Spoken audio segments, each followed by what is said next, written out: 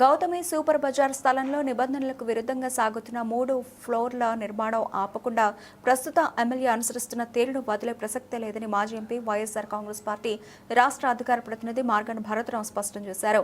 ఎమ్మెల్యేను పార్టీగా చేసి హైకోర్టులో ఇంప్లీడ్ అవుతామని ఆయన ప్రకటించారు. ఈ మేరకు ఆయన ఒక ప్రకటన విడుదల చేస్తూ వైసీపీ అధికారంలో ఉండగా అభివృద్ధి సంక్షేమం రెండు కళ్లుగా భావించి పనిచేస్తే ఎంపీగా ఉన్న తనపై ఇష్టం వచ్చినట్లు అవినీతి ఆరోపణలు గుప్పించారని, అందులో సూపర్ బజార్ స్థలం లీజు విషయంలో 5 కోట్ల రూపాయలు ముడుపులు ఇచ్చినట్లు ఆరోపణ చేశారని ఆయన గుర్తు చేశారు. అప్పుడు అవినీతి ఆరోపణలు చేసిన ప్రస్తుత ఎమ్మెల్యే ఆదిరెడ్డి వాసు ఇప్పుడు నిర్మాణం ఎందుకు ఆపడం లేదని భరత్ నిలదీశారు. వాటిని నిరూపించి వాస్తవాలు ఏమిటో తేల్చాలని సవాల్లో చేసిన స్పందించకుండా ఏదేదో మాట్లాడడం సరికాదని ఆయన పేర్కొన్నారు. 5 కోట్ల రూపాయలు తనకు ముడుపులు ఇచ్చినట్లు అప్పట్లో ఆరోపించి కరపత్రాలు వేసి నానా అల్లరి చేసి ప్రస్తుతం ఎమ్మెల్యేగా ఉండి కూడా నిర్మాణం ఆపడం లేదంటే మరి ఆ ముడుపులు ఎవరికి దక్కినట్లని భరత్ ప్రశ్నించారు.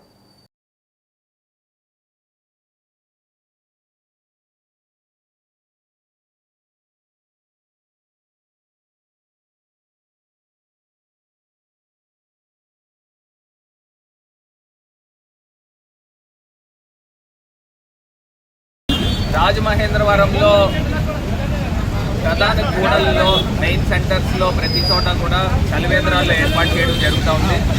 మార్నింగ్ 10 నుంచి 12 దాకా చల్లటి మజ్జిగ మినరల్ వాటర్తో చేయించి ప్రతి సెంటర్లో కూడా ఇచ్చే కార్యక్రమం చేస్తున్నాము. గడిచిన 3-4 రోజుల నుంచి కూడా చూస్తే నిన్న గవర్నమెంట్ హాస్పిటల్ దగ్గర, ఈ రోజునేమో మనకి సోవాలమ్మ సెంటర్ రంభావతి థియేటర్కి ఎదురుకుండా వెజిటబుల్ మార్కెట్, అదేవిధంగా గోపవరం బస్ స్టాండ్ దగ్గర, మరి చూస్తే ఆజాద్ చౌక్ దగ్గర, ఇట్లా అన్ని ప్రాంతాల్లో కూడా పెట్టాము. రేపు రైల్వే స్టేషన్ దగ్గర, ఆర్టీసీ కాంప్లెక్స్ దగ్గర, మోరంపూడి సెంటర్, ఖాళీ ఏరియాల్లో కూడా ఈ మజ్జిగ కేంద్రాలు పెట్టి ఉదయం 10 నుంచి 12 దాకా మజ్జిగ పెట్టి దాని తర్వాత నుంచి వాటర్ ఇచ్చే కార్యక్రమం చేస్తూ ఉన్నాము. ఇవన్నీ కూడా మార్గాని ఫరక్ ఫౌండేషన్ పేరు మీద ఈ కార్యక్రమం కూడా చేపట్టడం కూడా జరుగుతూ ఉంది.